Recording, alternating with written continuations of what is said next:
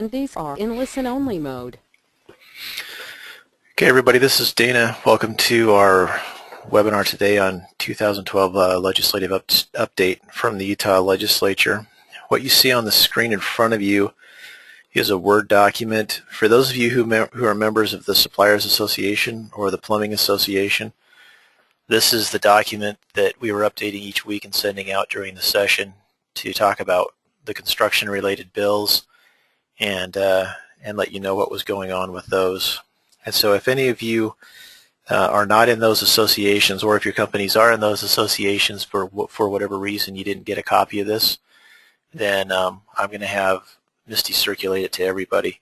And so before we talk about these different bills, I want to show you a couple things. The first one is you'll notice that the bill numbers are in blue. That's because these are hyperlinks.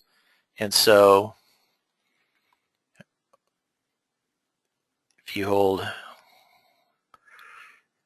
I do it right, hold Control click, then what it will do is it'll launch my browser, and then it takes me straight to that bill. So that's built into the Word document. So if any of you want to go and dig into these bills, you'll be able to do it. And I want to just show you a couple things so that if you do take a look at the legislation, you'll know what you're looking at. The number one thing you want to do is down here where, let me get the, where it says enrolled. I just click on HTML, and then that shows you the bill. And so when you read the bill, this is all the instructional stuff up here in the first few lines. Every line has a number. And so it tells you what the bill does, tells you the sections of the code it applies to. And then to see the changes, you get down here, and so the guts of the bill really start on line 24 on this one. And so you can scroll down, and right now everything's just straight text. You don't have anything that's underlined. You don't have any strike-throughs. And so this is just the section of the law that's being affected, but the changes are the strikeouts and the underlines. So now if you come down here, you'll notice that we have this section here that's underlined. So an underlined means that this has been added to the code. And so that's a part of the code that's new. And then we'll go down a little further. And so that was the whole change was right there. Was just that section that was underlined that I showed you. So there weren't a lot of changes in that bill.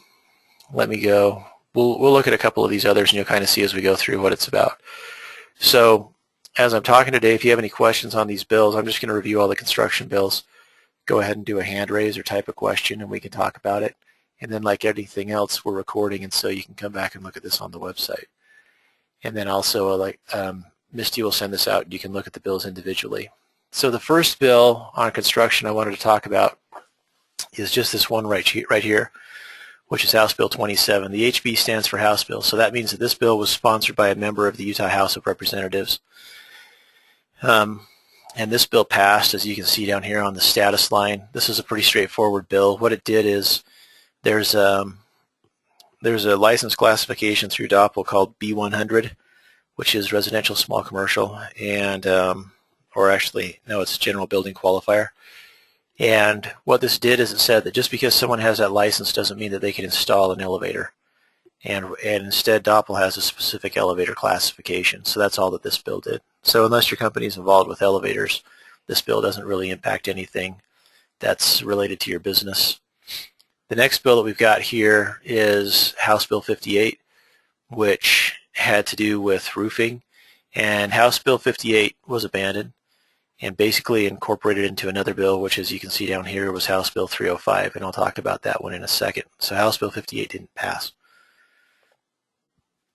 The next bill is House Bill 77, and this had to do with procurement. So this bill didn't go anywhere either. As you can see, it failed.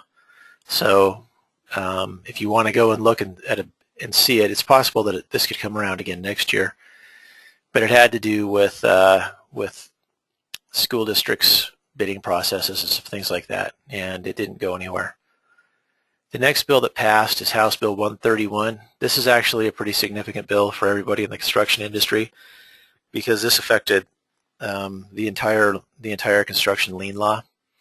And so I'm going to go ahead and bring this one up.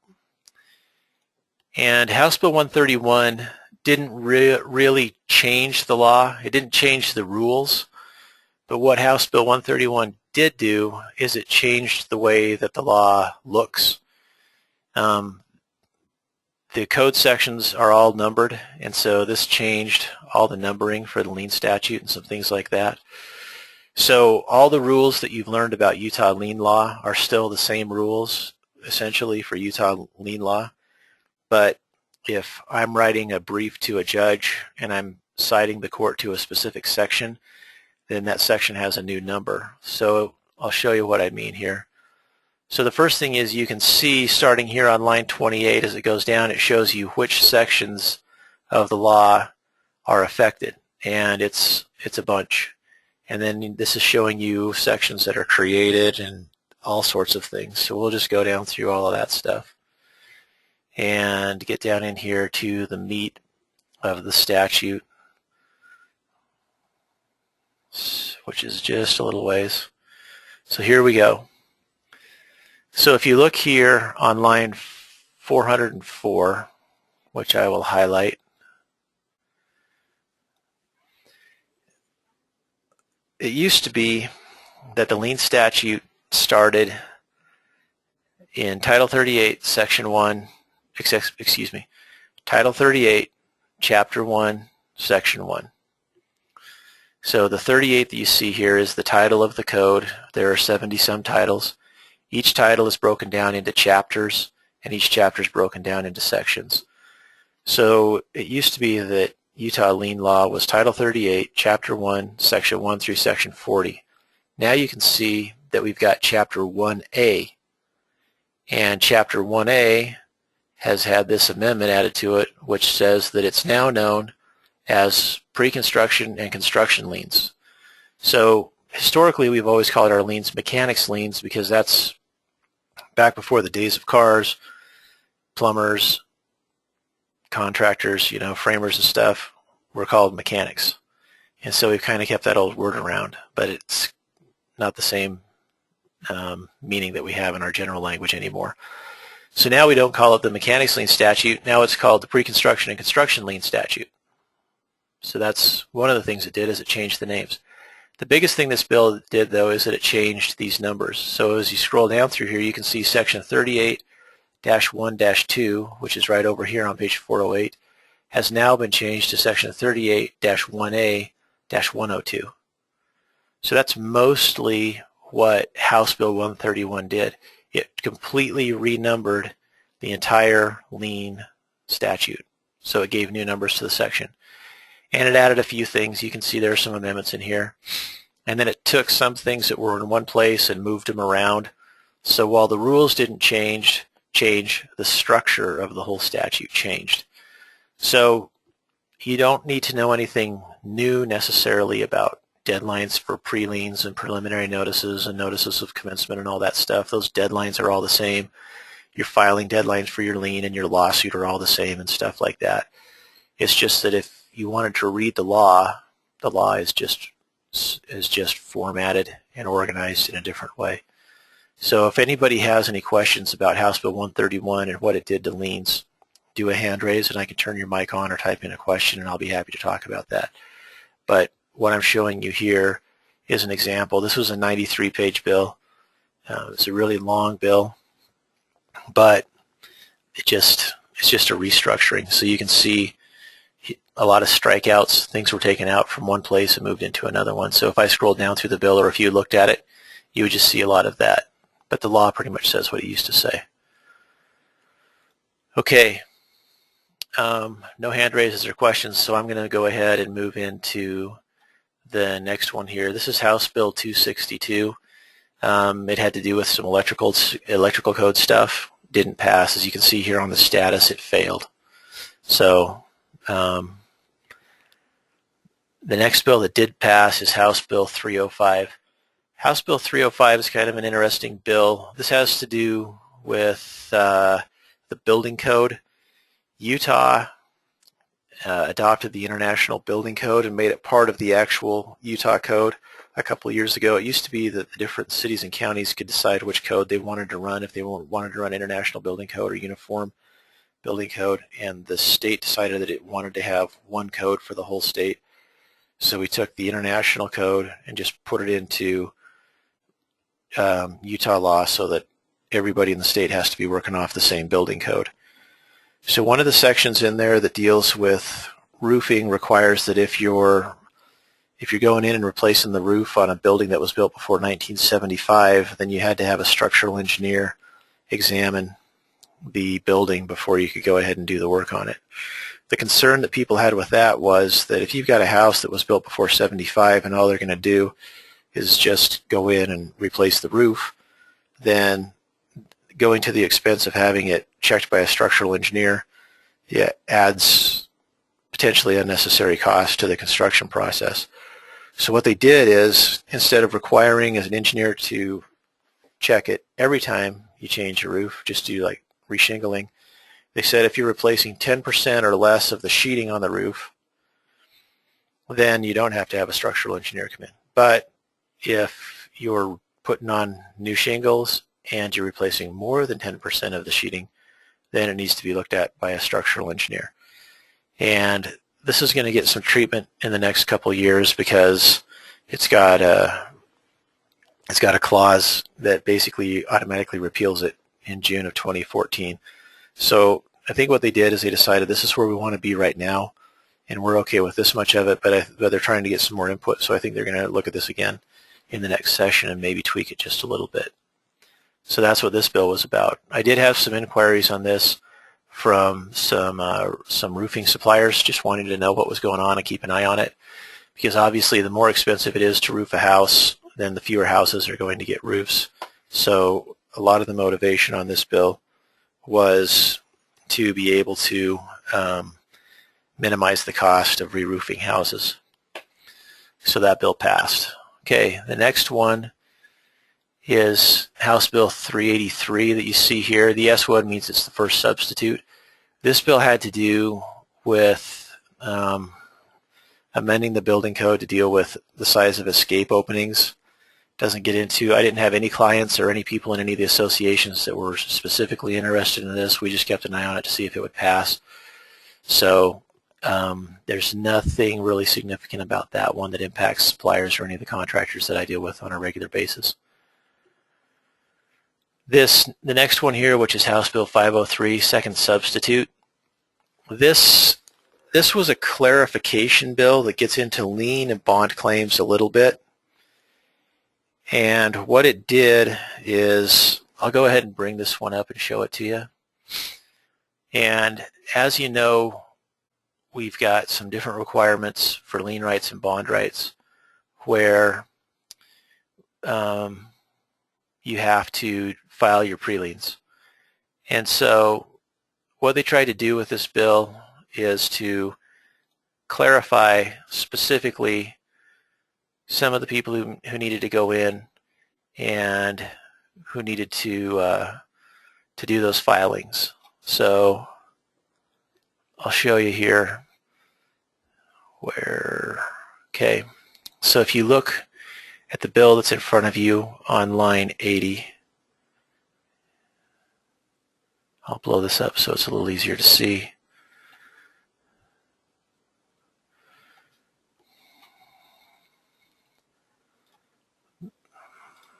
This is a bill as it was introduced. So this was the main change that got put in here. Section 4. So for lien rights and bond rights, they clarified it and said, hey, look, labor companies, professional employment companies, union trust funds, and anybody else who provides labor has to file a preliminary notice. So that was the big change that got put in. Now, that passed out of the House in the form that you see right here. But when it went to the Senate, the union contractors got subsection C taken out. And a couple of years ago, the Utah Supreme Court said that union trust funds, so a union trust fund is the pension fund for union contractors. So the Utah Supreme Court ruled on a case about 2 years ago that said union trust funds can file liens on projects. So union trust funds have lien rights and bond rights. The assumption we all made was that, okay, if that's the case, they still have to do everything else that everybody else does. They have to do their pre-lien and all that stuff. And so this got put in here to make sure that it was understood that temporary service companies, union trust funds, and everybody, if they wanted to be able to lien, had to do a pre-lien just like everybody else. But then when I got to the Senate, the unions got it amended, and so the trust fund part got taken out. So union trust funds have lien rights, but they don't have any obligation to file a pre-lien. So they have rights independent of that. I think we're going to see some stuff on that again in the next session. There are some general contractors that are very leery of those union trust fund rights, and so they've been very careful about getting lien waivers, and that was some of the motivation for this bill. So it wouldn't surprise me to see them maybe try to get the union's obligation to do pre-liens put back in here in the next session. So that's what that bill was about. Now, those are all of the House bills. The Senate bills, so now we're down into SB 28 and so forth.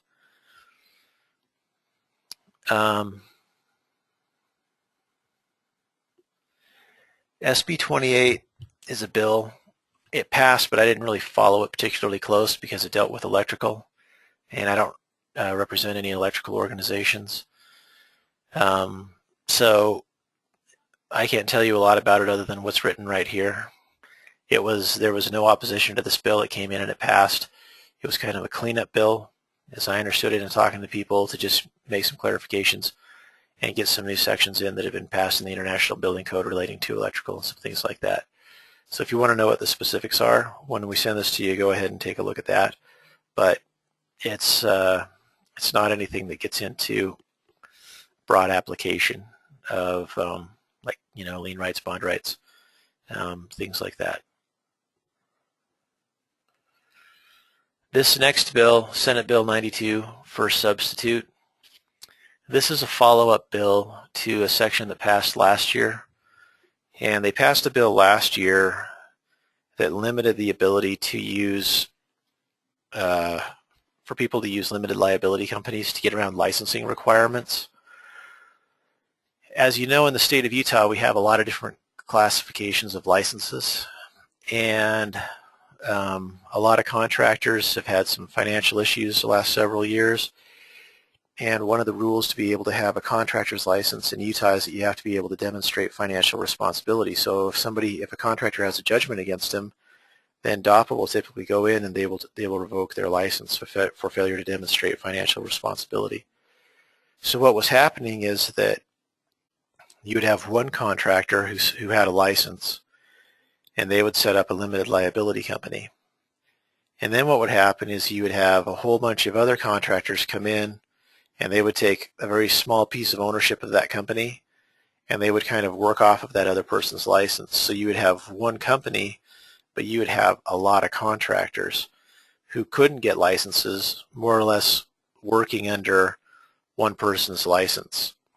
So DOPL picked up on this, so they went in and changed the law last year to place some limitations on the ability to put multiple owners into that type of a company.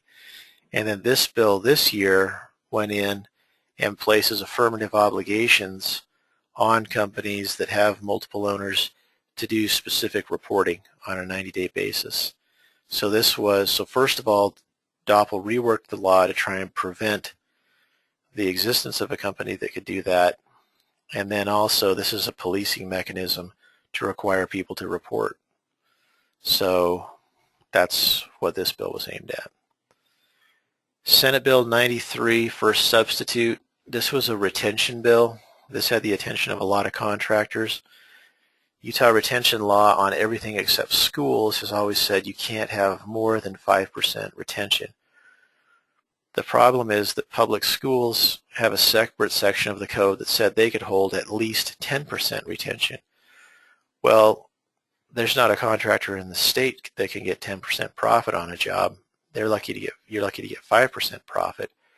And so the frustration was that you had school districts holding 10% or more retention, and that meant that you had contractors who were owed that retention and needed that money not only for their profit but also to pay off lines of credit and other things like that. And so because the districts were holding so much money, we had contractors who were actually funding the construction instead of the districts. So now school districts are capped at 5%. And there are a lot of contractors who would like to see it lower than that just because of how tight the margins are right now. But that bill passed. So there might be some more stuff on that next year. We'll see. The last bill on here is Senate Bill 160. That was a bill that was put into the legislature by some HVAC contractors, most of them with the Rocky Mountain Gas Association, and they were trying to create the classification for residential HVAC licensing, and that bill failed. It had opposition from several trade groups, plumbers, electricians, and so forth, so that bill didn't pass. So if anybody has any questions, I'll be happy to answer your questions. Those are the construction-related bills from the last legislative session. Like I said, I'm going to have Misty send out a copy of this document to each of you. There were a couple people who came onto the webinar after we got started. So for those of you that just got back in, when you get this document, it's a Word document. And if you want to read any of these bills, all you do is you move your cursor over it so that you can set the hyperlink. So then you hold down Control, and then you click with your left mouse button, and it will take you to the page for that bill so that you can take a look at the bill. So does anybody do a hand raise or type in a question if you have any questions on any of this stuff? I'll be happy to answer those.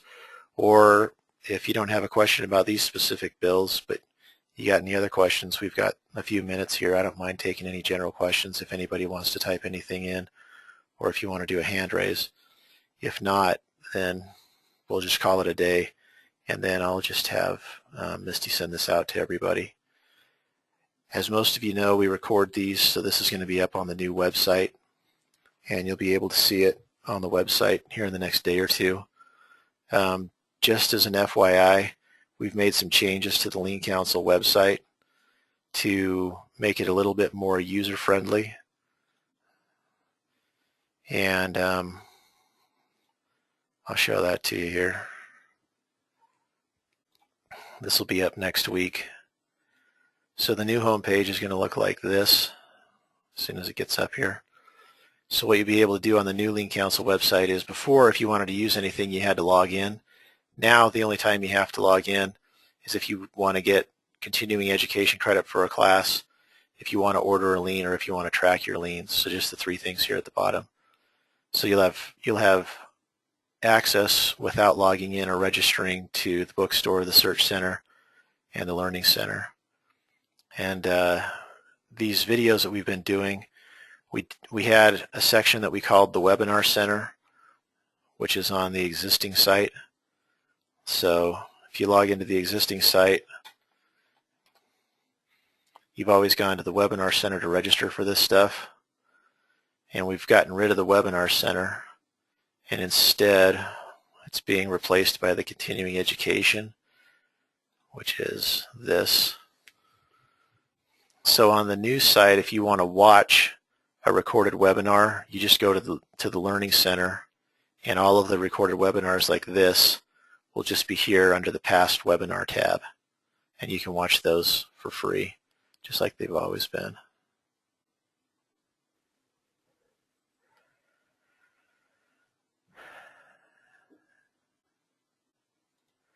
Okay, so